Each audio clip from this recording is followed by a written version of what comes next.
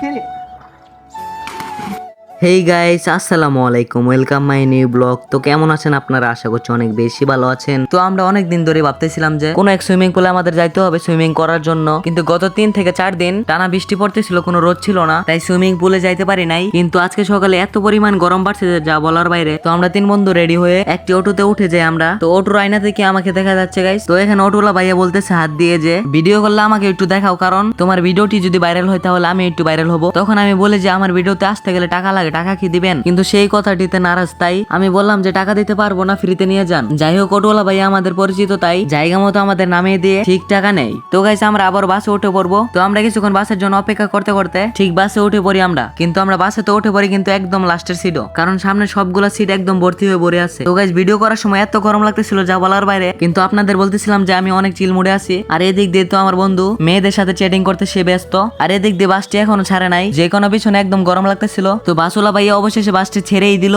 আর তুফানের বেগে যাওয়া শুরু করলো। ও সরি গাইস, আমি তো ভিডিওটাই ফাস্ট করে দিছি। আর আপনারা পারলে একটু সামনে বসার চেষ্টা করবেন, কারণ পিছনে অনেক জাকে খাই। তো গাইস আমরা আবারও একটি অটোতে উঠে গেলাম, কারণ ওই জায়গায় একটু দূরে আছে, অটো ব্যবহার করতেই হবে। গ্যাঞ্জা গেঞ্জে হোক আর যাই হোক, অবশেষে সেই কাঙ্ক্ষিত সুইমিং পুলের সামনে চলেই এলাম। তো এখানে এক বুড়িওয়ালা ভাইয়া সুইমিং পুলে ডুব পারার জন্য দাঁড়িয়ে ছিল। তো আমরা তাড়াতাড়ি করে অটো থেকে নেমে যাই, কারণ আজকে সাঁতার শিখতেই হবে। আমি মোটামুটি সাঁতার পারি, কিন্তু আমার সাথে 2 জন বন্ধু একজনও পারেন সাঁতার। তো সামনে থেকে সুইমিং পুলের মধ্যে আমরা সাঁতার পারনে বালা সরি সাঁতার করতে চলেছি। আর এখানে আমার 2 বন্ধু টিকিট কাটতেছে, একটি টিকিট 100 টাকা করে। আর এখানে সেই বুড়িওয়ালা ভাইয়া রিং এর মতো এই 2টা জিনিস কি জানি সেই সুইমিং পুল থেকে নিয়ে এসে পড়লো, কারণ এটা ব্যবহার করলেও নাকি টাকা লাগে। তো সুইমিং পুলটা মোটামুটি অনেক বড় আছে। আর এই দিক দিয়ে আমার 2 বন্ধু ঠিক তখন সেই বুড়িওয়ালা ভাইয়া লাফ দিয়ে পানিতে নেমে যায়। ঠিক তখন আমারও মন চাইতেছিল লাফ দিয়ে আমি সুইমিং পুলে নেমে যাই, কিন্তু শর্ট প্যান্ট পরে আমাদের নামতে হবে। তখন সেই বুড়িওয়ালা ভাইয়াকে জিজ্ঞাসা করলাম যে এখানে কি আমাদের ডুবা হবে? তখন সে বলে যে ওই সাইডে তোমাদের ডুবা হতে পারে। তো গাইস আমি হাঁটি হাঁটি ভাই সামনের দিকে যাচ্ছিলাম, কারণ সামনে ডুবা পানি আছে। আর ডুবা পানির মধ্যে আপনাদের জাহিদ খানের ডিগবাজি দেখাই দিব। আর এখানে আমার এক বন্ধু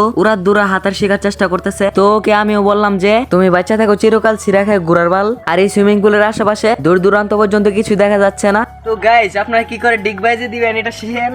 তো আমি এখানে বলছিলাম যে আপনারা কি জাহিদ খানের ডিগবাজি শিখতে চান, তাহলে আমাকে ফলো করেন। তো আমি দৌড়ে দৌড়ে যাচ্ছিলাম, আপনাদের ডিগবাজি শিখাই দিব এমন একটা ভাবে যাচ্ছিলাম আমি। তো রাস্তায় কিছু মেয়ে আমার দিকে তাকাইছিল, তাই শরম পাচ্ছিলাম, তাও আপনাদের আজকে ডিগবাজি শিখাই দিব। তো জাহিদ খানের মতো ডিগবাজি আমি দিতে পারি কিনা জানি না, তো লাইক আপনারা ফটাফট করে দেন। তো গাইস 1 2 3। তো গাইস জাহিদ খানের মতো ডিগবাজি দিতে গিয়ে পিঠে বড় সড়ো একটা বাস খেয়ে গেলাম। তখন আমি ভাবলাম যে এটা জাহিদ খানের দ্বারা সম্ভব, কারণ সে হলো ওয়ান এন্ড অনলি পিস, শুধুই তার ডিগবাজি দেওয়ার জন্য। তো এখানে আমি আস্তে আস্তে করে আমার এক মোটকা বন্ধুর কাছে চলে যাই, আর সেই রিং এর মতো কি জিনিস সেটা আমিও জানি না, সেটা নিয়ে টানাটানি শুরু করে দেই। আর গাইস এটার নাম কি সেটা একটু কমেন্ট বক্সে লিখে যাবেন। তো এই জলহস্তির সাথে আমি প্রায় 1 মিনিটের মতো টানাটানি করলাম। তো এক পর্যায়ে বুঝতে পারলাম যে সে তো জলের প্রাণী, তার সাথে আমি জলে পারবো না, তাই তাকে টেনে টেনে স্থলে নিয়ে আসার চেষ্টা করতেছিলাম আমি। তো গাইস অবশেষে আমি শিক ধরে ফেলি আর উপরে চলেই আসি। তো এখানে আমার বন্ধুর মুখটা একদম দেখার মতোই ছিল। তো এখানে আমি বলতেছিলাম যে এটা কেড়ে নেওয়ার জন্য আমি সক্ষম হয়ে গেছি। জলহস্তি সবসময় জলে পাওয়ার দেখাতে পারবে, আর স্থলে সেই প্রাণী বিল্লিয়ে বান জায়গা ভাইয়া। তো গাইস 16 মিনিটের উপরে লাভ দেন দেখি লাভ দিতে পারি নাকি, না মাথায় আউলে যায় না। হ্যাঁ তো গাইস একবার তো আমি জাহিদ খানের ডিগবাজি দিতে গিয়ে পিঠের অবস্থা খারাপ করে আলছি। তো এখান থেকে দেখি লাভ দিয়ে কি অবস্থা খারাপ হয়। 1 2 3। তো এখান থেকে লাভ দিয়ে সব থেকে খারাপ অবস্থা হয়ে যায় আমার। প্রথমত নাক দিয়ে ঢুকে পানি চলে যায় মাথায়, আর হাতে চাপকে হাত লাল হয়ে যায়। তো গাইস এই ভিডিওটা এই পর্যন্তই ছিল, দেখা হবে পরের একটি ভিডিওতে। ততক্ষণের জন্য আপনারা ভালো থাকেন আর প্রিয় জিনিসের খেয়াল রাখেন। আল্লাহ হাফেজ।